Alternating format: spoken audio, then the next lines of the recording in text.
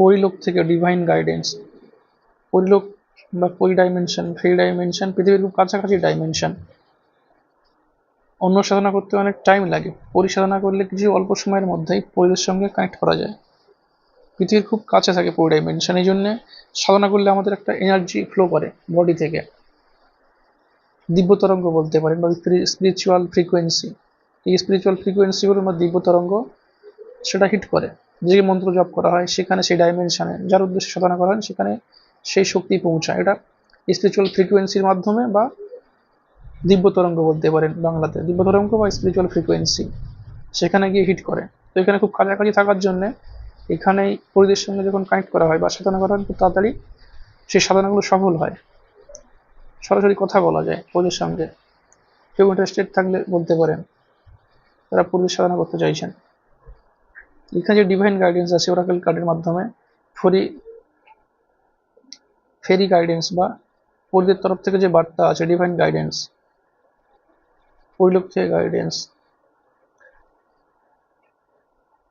এখানে আপনারা অনেকে আছে যারা দেখছেন তারা প্রকৃতির সঙ্গে কানেক্টেড থাকুন,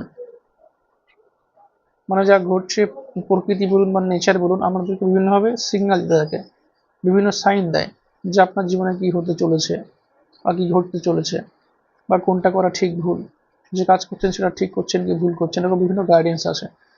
সেগুলো নেচার সাইন যেগুলো আছে সেগুলো বোঝার চেষ্টা করুন, নেচারের সঙ্গে কানেক্ট হন। মানে আপনারা স্পিরিচুয়াল কাজে যারা আছেন বা যারা স্পিরিচুয়াল কাজে অগ্রসর হতে চাইছেন বিভিন্ন সিগন্যাল আছে সেগুলো বোঝার চেষ্টা করুন।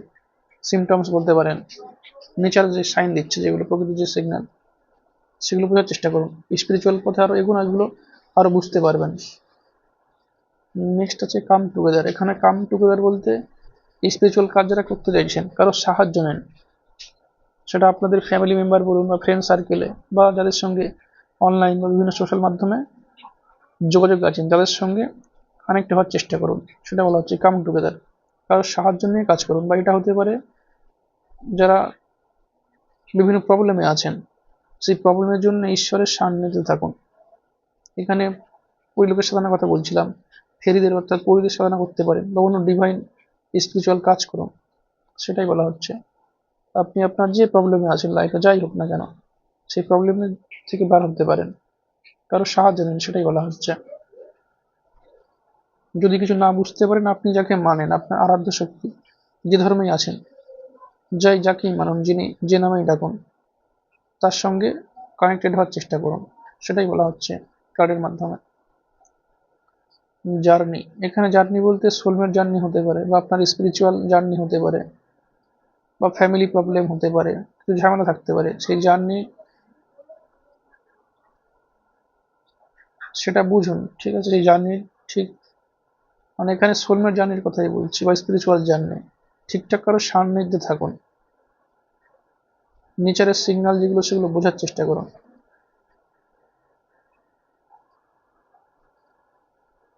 নেক্সট ডিভাইন গাইডেন্স পরিলোক থেকে পুলিশ, মানে আপনি আপনার ইনার বিউটি বোঝার চেষ্টা করুন। ইনার বিউটি বলতে আপনার সোল এনার্জি বা আপনার আত্মার যে ক্ষমতা, নিজের সঙ্গে নিজে কানেক্ট হন, আপনি আপনার সোল এনার্জিকে বোঝার চেষ্টা করুন, যে আপনার দিব্য ক্ষমতা সেগুলো বোঝার চেষ্টা করুন, সেটাই বলা হচ্ছে। সেটা বুঝে নেক্সট কাজ করুন, স্পিরিচুয়াল কাজ বলুন বা যে কোনো কাজ যাই করছেন পৃথিবীতে।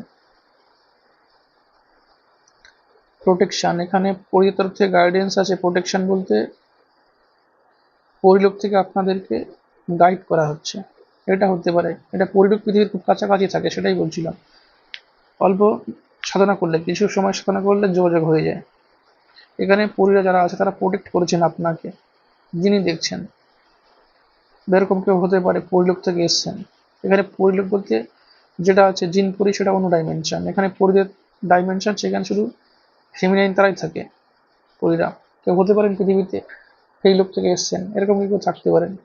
তো আপনাদের ডাইমেনশন যেটা কেন হতে পারে পরিরা আপনাদেরকে সাহায্য করেছেন, বা এটা হতে পারে কেউ হয়তো পিওর সোল আছেন, আপনার কর্ম খারাপ না, অকারণে ঝামেলায় পড়ে গেছেন বিভিন্ন ক্ষেত্রে পৃথিবীতে, আপনাদেরকে পরিলোক থেকে সাহায্য করা হয়েছে, প্রোটেকশন দেওয়া হয়েছে, সেটাই বলা হচ্ছে। বা আপনারা এটাও হতে পারে যদি কেউ সাধনা করেন ফিউচার আরও প্রোটেকশন দেওয়া হয় সাধনা করলে, এটা নিয়ম।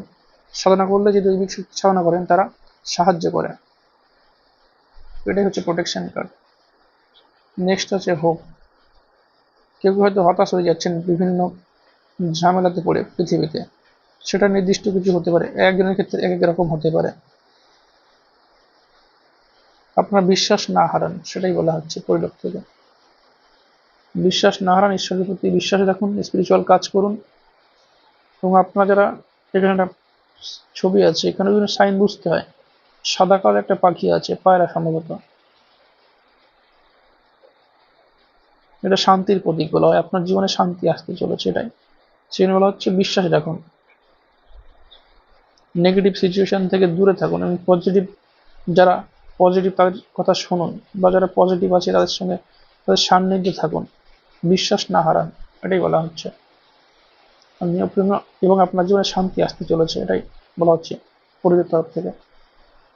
Thanks for watching.